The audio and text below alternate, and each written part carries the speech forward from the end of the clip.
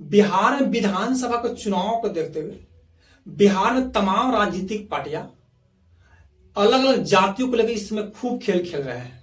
बिहार में तो कई ऐसे राजनीतिक पार्टियां हैं जो जाति के आधार पर अपना पार्टी खड़ा किए हुए हैं। इसी बीच बिहार में बीजेपी मछुआरा समाज को अपने पाला में करने के लिए मछुआरा रैली करने का ऐलान किया है। हालांकि जैसे ही ये बीजेपी ऐलान किया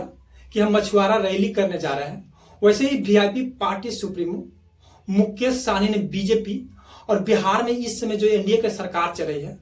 उस पर जोरदार हमला किया है और बीजेपी पर बहुत बड़ा आरोप लगाया है। मुकेश सहनी ने आरोप लगाते हुए मुकेश सहनी ने कहा, और बीजेपी के पास तो बहुत धन दौलत है, अडानी अंबानी के यहां से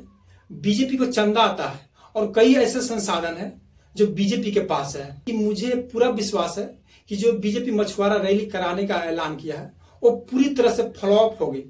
आगे उन्होंने कहा कि बीजेपी में अगर थोड़ा सा भी जमीर है तो जो उस रैली में थोड़ा बहुत लोग आएंगे तो उस रैली में साबित करने की एक कोशिश करेंगे कि उस रैली में कितने मछुआरा समाज के आए हुए से हाथ उठाकर खड़ा कराने की कोशिश करेंगे, क्योंकि रैली में अलग अलग समाज के लोग भी आते हैं। लेकिन पूरी तरह से मुझे विश्वास है कि उस रैली में बीजेपी पूरी तरह से फ्लॉप हो जाएगी। साथ ही साथ मुकेश सहनी ने कहा कि जो बीजेपी मछुआरा समाज के लिए रैली कराने का ऐलान किया है